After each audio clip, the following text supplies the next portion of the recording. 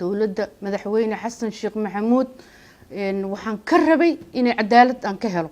cadaalad ma haysto taliska nabad sugidda waa la joogaa taliya imaaday bismillaahir rahmaanir rahiim assalaamu alaykum wa rahmatullaahi wa barakaatuh kulanti wacan oo wanaagsan halkan waa barta YouTube ee madasha wararka qodobada warkayaga daawadayaal aad ku daawan doontaan anuna aan idin soo gudbin doona waxa qayb ka noqonaya qaali guhaad ikraan tahliil hooyadeed oo muddo kadib warfidiyanada ka soo hor muuqatay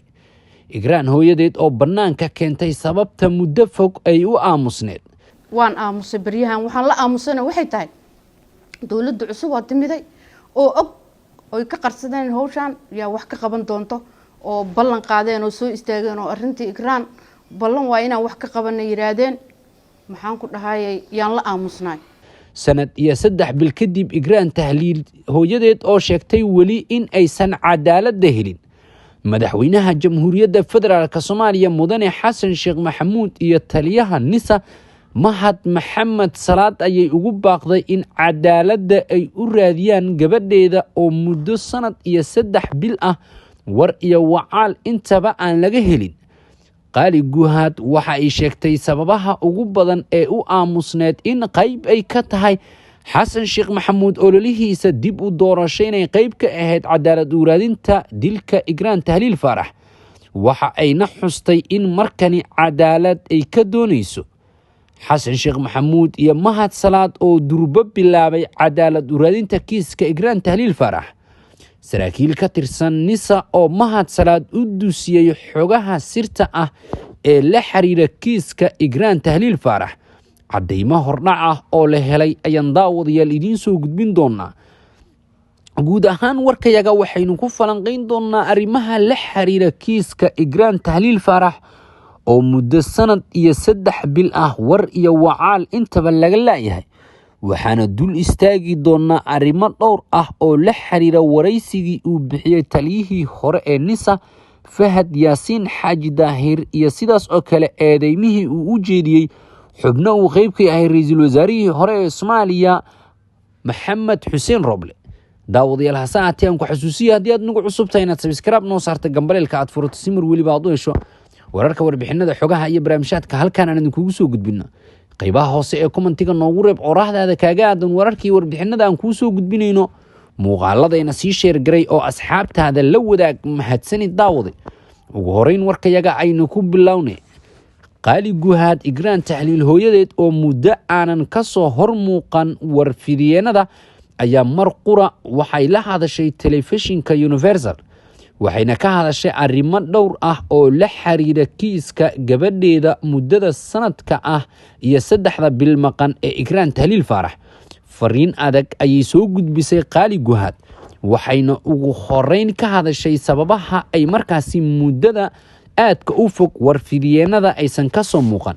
waxay sidaas oo kale banaanka keentay in ay jiraan dad badan oo sheegay in qaali lacaga ay qaadatay sidaasna warfidiyanada aysan kaga soo hor muuqan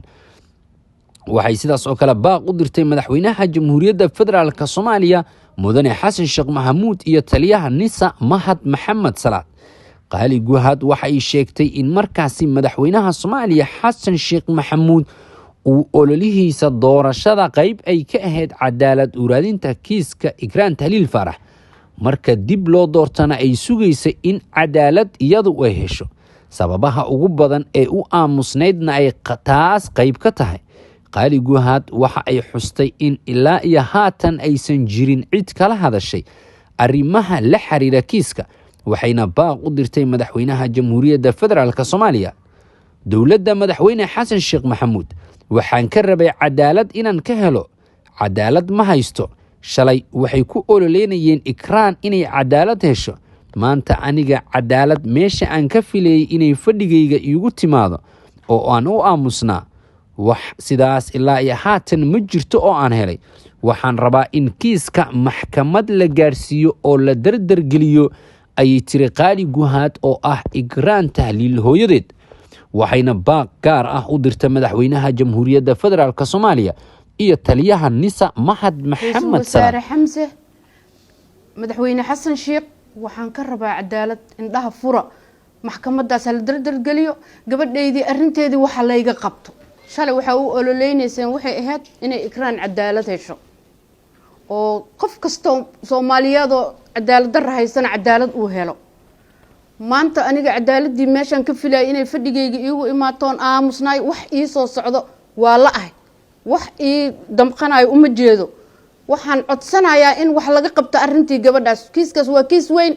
waa kiis dhibaato weyn xambaarsan waxaan rabaa maxkamadda inaad dardargelisiin wax iiga qabatiin baaqa ikraan tahliil hooyadeed kadib waxaa soo baxaya warar sheegaya in durba uu bilowday dhaqdhaqaaq la xiriira cadaalad u raadinta kiiska ikraan tahliil faarax mahad maxamed salaad taliyaha nisa waxa uu kulamo gaar ah la qaatay xubno saraakiil ah oo ka tirsan hay-adda nabad sugidda iyo sirdoonka qaranka Soomaaliyeed ee nisa waxa uu kala hadlayay cadaalad u raadinta kiiska ikraan tahliil faarax waxa uu sidaas oo kale wax ka weydiiyay arrimo la xiriira ogaanshahooda la xiriira kiiska ikraan tahliil faarax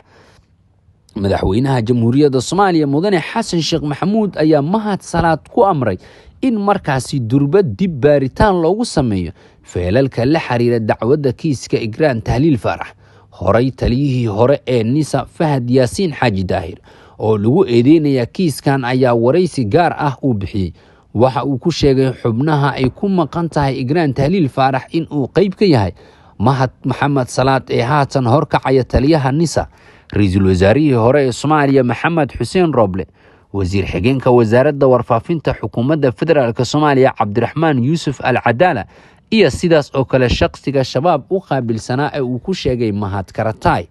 intaasi kadib waraysigii dheeraa ee uu Fahad bixiyay ma jiro wax hadal ah oo ka soo baxay mahad salaad ra'iisul wasaare Maxamed Xuseen Roble Al Cadaala intaba kama aysan hadlin eedeynta culus ee uu soo jeediyay taliyihii hore ee nisa Fahad Yaasiin Xaaji Daahir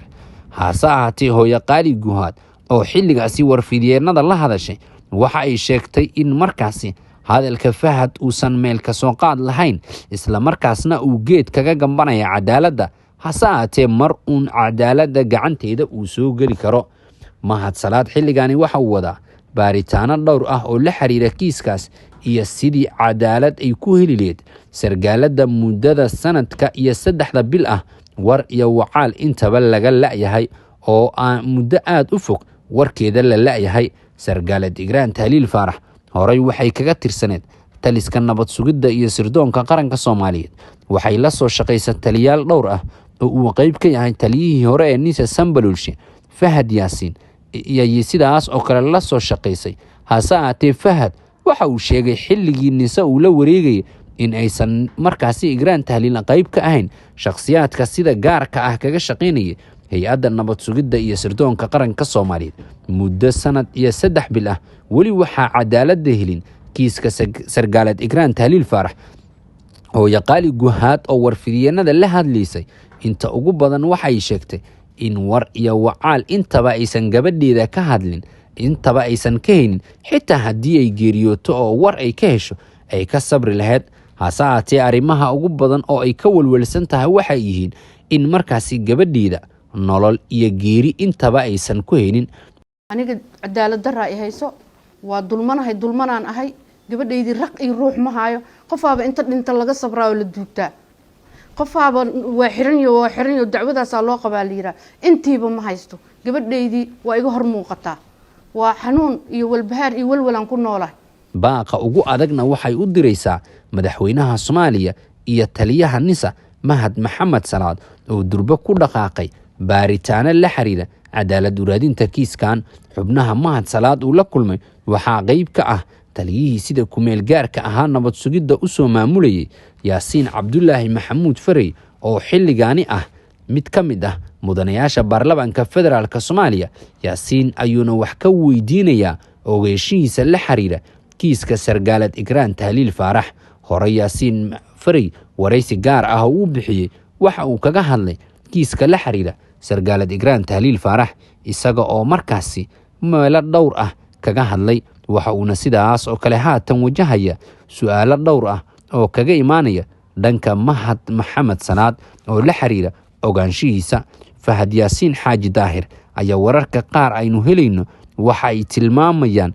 in markaasi isagu uu wado in warfidyeenada mar kale uu waraysi gaar ah kaga bixiyo kaas uu kaga hadlayo kiiska sargaalad Ikraan Tahliil Faarax iyo arrimo kale oo dhowr ah. hase ahaatee ma jiro wax faahfaahin dheeraad oo ay NISA soo saartay oo la xiriira kiiska sargaalad Ikraan Tahliil Faarax. hooyo qaalina waxa ay dalbatay in sida ugu dhaqsiyaha badan shakhsiyaadkii markaasi gaboodfallada dhowrka ah ka geystay NISA oo ay ugu horeyso kiiska sargaalad Ikraan Tahliil Faarax in maxkamadda lala soo tiigsado.